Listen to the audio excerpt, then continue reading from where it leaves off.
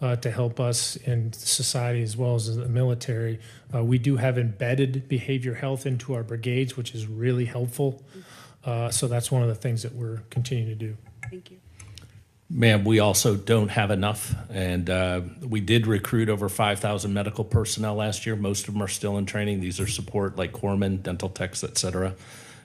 We have increased our mission and performance for bringing physicians in to 69 last year, which is well over previous year's performance, and we're continuing to drive that, but we're struggling on that as well. Yes, ma'am. I work closely with Lieutenant General DeGoes, our Surgeon General, on how to recruit, find the specialties, first of all, and then how we can recruit them.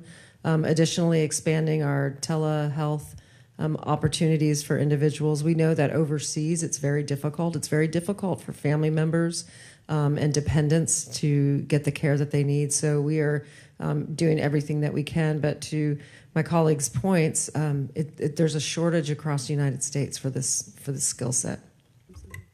Ma'am, I concur with my colleagues, and the Marine Corps also fully supports the Navy increasing the number of chaplains, and I know that's something that's being looked at, ma'am. Ma'am, from the Space Force side, we rely upon the Air Force ecosystem and also the relationship with Defense Health to make sure that there are sufficient numbers. So we acknowledge the point you're making for sure. From the Space Force perspective, in order to augment some of that shortage, which we absolutely concur with, we've started hiring civilian positions, licensed mental health providers that we've embedded in resilience teams in order to try to address some of the shortfall that you're talking about. Thank you.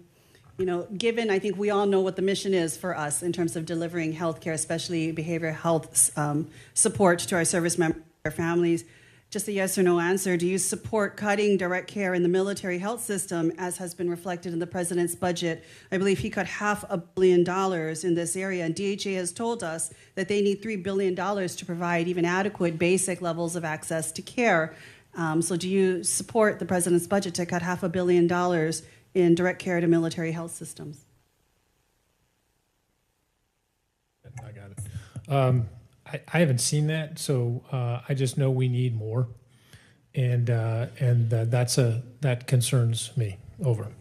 Ma'am, I haven't seen it as well. We need more capacity. Right. Yeah, I would concur. We absolutely need more capacity. Agreed. Quality health care is very important to Marines and families, and we support providing the best available. And ma'am, concur with my colleagues. Thank you. I think we're all in agreement. We need more, not less. So that's what we'll be fighting for. And I know I have very limited time, so I'll just make this statement of, I know Mr. Moylan's not here from Guam. He's possibly in the middle of a super typhoon at this moment. So I'd like to just speak up for him a little bit. The military has plans to send, I think, 10,000 service members, civilian workers, family members over to Guam from a number of different areas, from Okinawa, from Hawaii, from other parts of the Pacific. My concern for them is that they do not have adequate hospital or medical care facilities. If we think about the fact that Guam has no accredited hospital providing maternity and pediatric care for civilians, if you have any kind of high-risk pregnancy, if you need any kind of pediatric care, you actually cannot get it if you're a civilian employee on Guam. You come to Hawaii.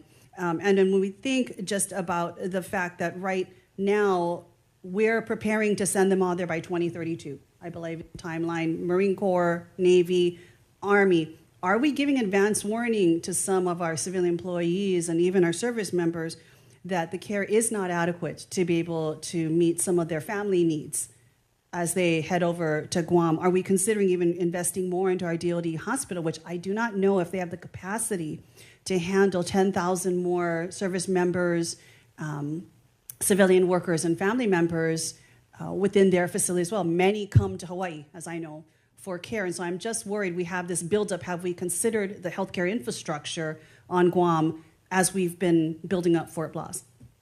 Camp Blas, excuse me.